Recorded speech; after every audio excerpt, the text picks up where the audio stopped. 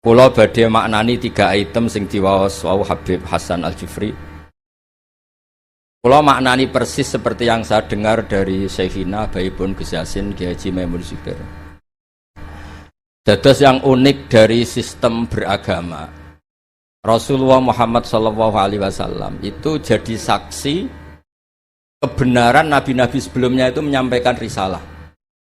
Itu agak aneh secara teori fisik karena nabi itu nabi paling akhir, tapi Nabi Adam, Nabi Idris, Nabi Nuh dan seterusnya itu benar enggak ketika jadi nabi?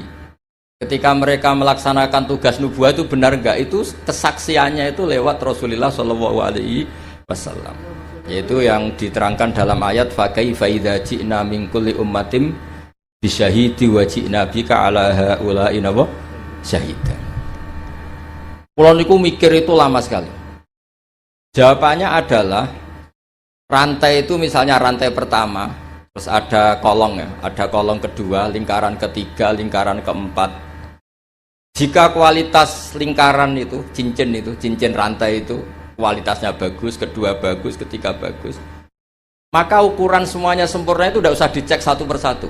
Cukup paling akhir ditarik sekeras-kerasnya. Kalau semuanya tidak terputus, berarti semuanya kualitasnya bagus. Sehingga kita juga gitu. Misalnya dulu Mbah Ahmad bin Syu'aib itu alim alamah, sampai Mbah Zubair, sampai Mbah Mun, sampai Gus Yasin, sampai beberapa putra Mbah Mun yang mewakili dunia kealiman. Ada Gus Naji, ada Gus Zofur, ada semuanya, ada Gus Subah. Itu ukuran kualitas terjaga ndak itu memang di akhir. Sehingga ini peringatan untuk Gus-Gus. Dulu bapak saya nyuruh saya ngapalkan Quran itu sederhana sekali. Dewe bapak gini, mbah saya, buyut-buyut saya itu hafal Quran. Bapak saya itu kalau ngendikan gini tok. Hak, ya kowe kudu hafal Quran. Nak ora iku anakem luwih ra di alasan, luwih duwe alasan nak rapal. Mulane di bapak goblok itu penting. Di bapak goblok itu penting sekali karena ini menjustifikasi anaknya kalau goblok niru bapaknya. Artinya gini, mbah saya hafal Quran misalnya, bapak saya hafal Quran, sekali saya ada hafal, itu anak saya bisa syukuran. Karena kalau ada hafal, anut bapak. Jadi ya seperti itu. Tapi sekali saya masih hafal, anak saya ini ya kebingungan, anak pira hafal, wong kula hafal.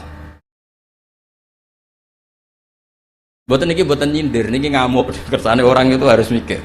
Kadang-kadang ndak, orang saya naik maksa anak hafal Quran alim, tapi dia sendiri tidak alim, tidak hafal Quran. Anaknya ini kan alasannya apa? Coba Anda memaksa, Anda sendiri tidak jadi percontohan.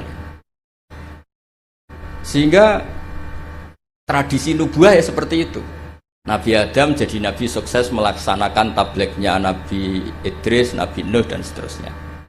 Sebetulnya itu sebagai bukti bahwa mereka melaksanakan perintahnya Allah secara benar. Ujiannya apa? Di Rasulullah Muhammad SAW ketika ditarik semuanya kuat, berarti semuanya melaksanakan amanah secara apa? Benar. Kita dalam sana juga seperti itu. Kalau ditarik kok misalnya cincin ke-8 atau ke-9 itu putus, berarti ya salahnya di situ. Yang lainnya sudah kuat, salahnya di situ, itu dibuang. Kemudian cincin berikutnya dicatokkan sama yang sama-sama kuat. Makanya disebut sanad mungkotek. Nah ini saya mau cerita tentang cara Mbah Mun maknani bahwa Rasulullah SAW itu disebut Nabi Sayyidul Awwalin. Jadi pemimpin Nabi mulai zaman dulu. Tapi sekaligus Sayyidul Akhirin. Jadi Nabi punya dua sisi. Secara maknawi itu Nabi awal sebelum ada Nabi Adam. Tapi secara fisik, secara lahir Nabi itu Nabi akhir apa? Zaman. Ini saya maknani persis ketika Mbah Mun maknani. Mungkin kalau sampai tidak cocok boleh komplain. Wah dulu Mbah Mun tidak gitu. Kamu kok tahu? Saya kan kurang dengar sehingga kayaknya tidak gitu. Jadi itu tolong kalau yang tidak akurat jangan bantah. Karena apa ya? Gak meyakinkan. Sampai itu gak meyakinkan. Cara sanadnya itu tidak meyakinkan. Saya baca ya. Ketika Allah Ta'ala ngendikan hanya 3 santai saja, tidak sampai jam 10 selesai, nggak sampai, tak jamin nggak sampai. Ketika Allah ngendikan bahwa ini nabiku Sayyidul Anbiya wa Ajalul Asfiya wa Akramul Habaib. Terus ada malaikat tanya, "Qila den dawuhna, apa ngene? Huwa Adam." Huwa itu membuang hamzah istifham, kira-kira malaikat itu tanya, "Huwa Adam?" Apakah nur yang begitu sempurna, cahaya yang begitu sempurna yang engkau pasang di aras, ala qawaimil arsy, apakah itu Adam? Sekolah dawuh sapa Allah Ta'ala. Jadi Adamu di sini bukan fa'ilnya kola, tapi jadi mubtada.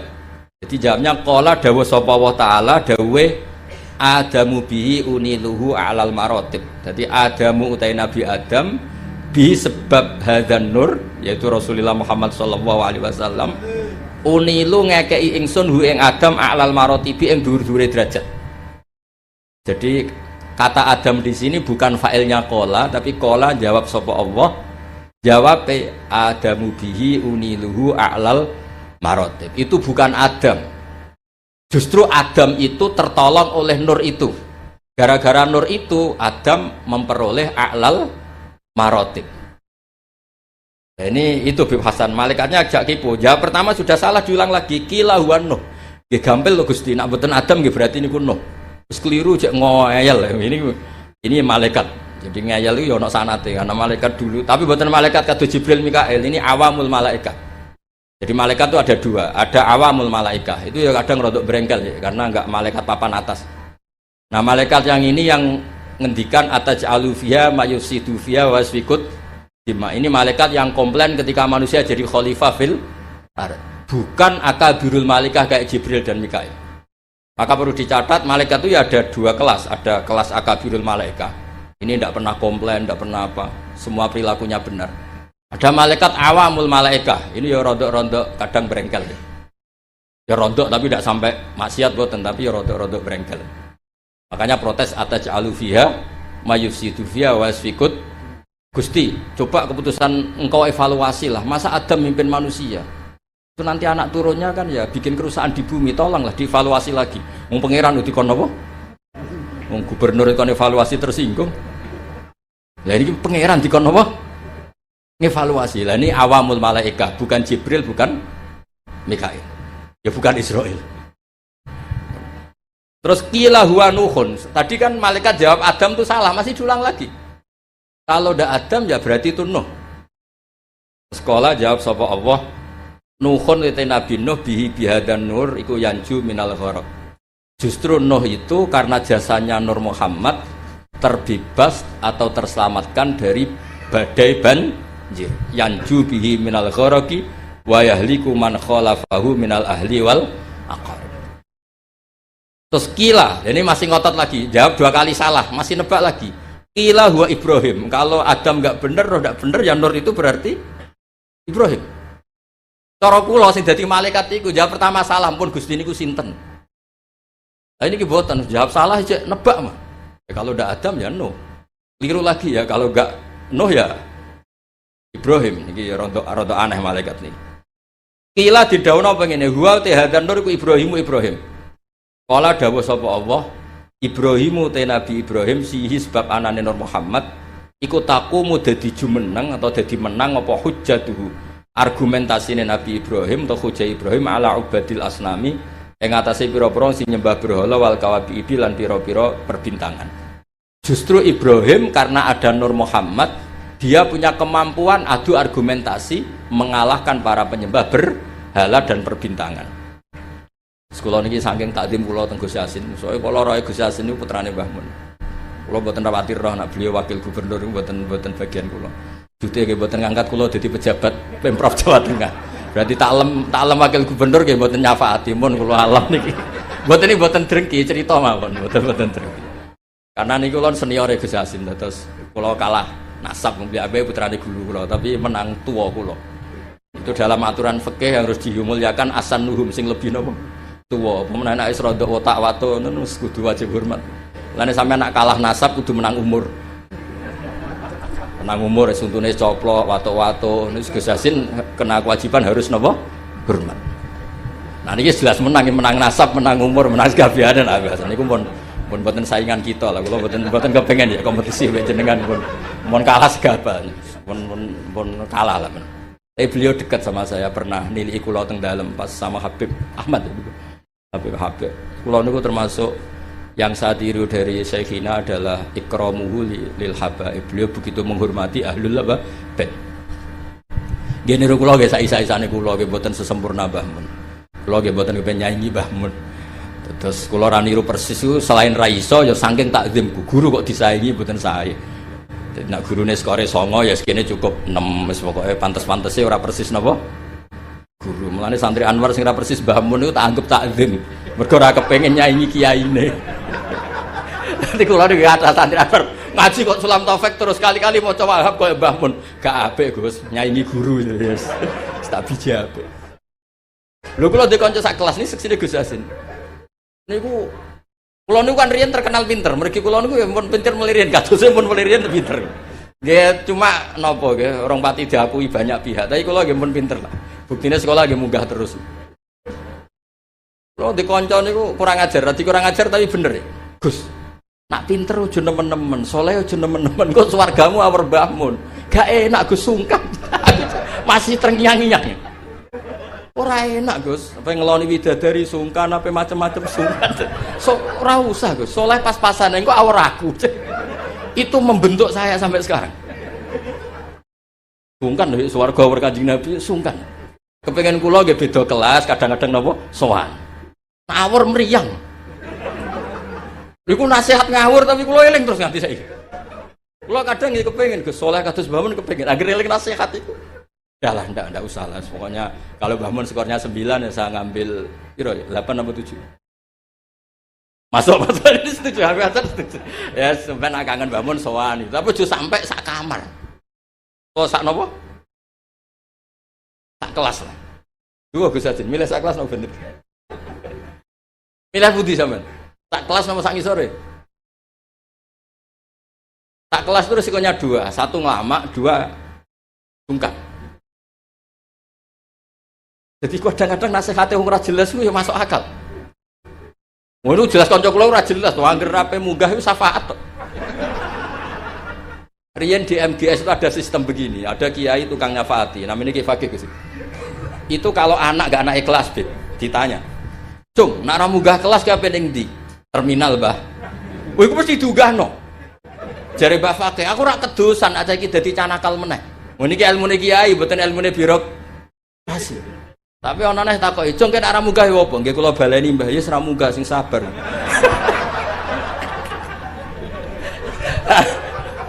Karena berita itu bocor secara masif, dulu belum ada WA, Gus. Tapi masyhur, Gus.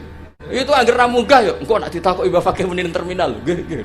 Oh itu sudah akhirnya sak kelas munggah kabeh. Jadi apik itu ya kadang dimanfaatno wong macam-macam. Jadi dan ini buatan antar sistem itu sudah hilang, sistem apa? Syafaat. Di kiai kuno itu aneh-aneh sih madzhab. Jadi daripada yang terminal aku kedusan, jadi canakal meneh. Jadi diunggahno. Ya rada masuk akal. Kalau badan ramno niku gaduh sih kapan-kapan gitu. Ilmu kula niku kathah, mergi guru kula kathah. Jadi kadang-kadang ilmu iku yo kados.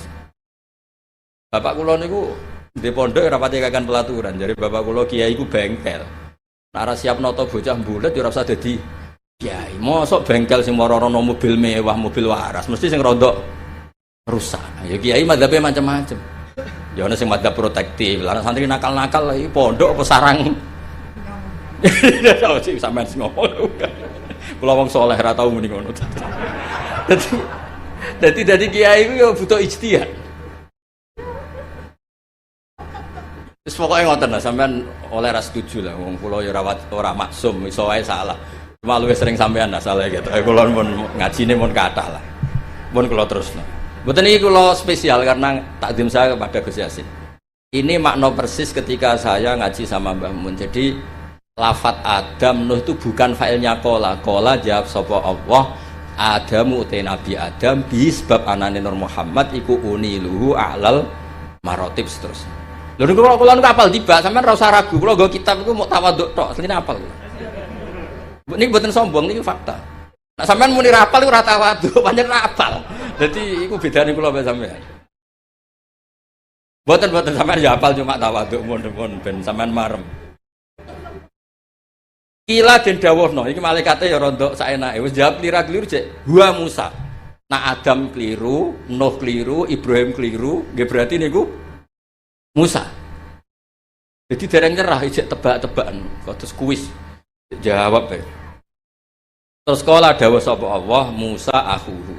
Utai Musa iku akhuhu dulure Kanjeng Nabi Muhammad sallallahu alaihi wasallam, pasti dulur dalam hal sama-sama ikhwanihi minal anbiya wal mursalin, walakin hada habibun. Musa itu habib, walakin hada tapi nek iki Muhammad iku habibun wong sing tak senengi, wa Musa kalimu wa mukhatib. Terus terakhir jawab kila wa Isa. Terus kala jawab sapa Allah Isa utai Nabi Isa yubasyiru iku sing nggo berita gembira sapa Isa bi kelawan Muhammad utawa Nur Muhammad. La wa te Nabi Isa bena denubuati pas sak ngarepe kenabiane Nabi Muhammad iku kal hajid.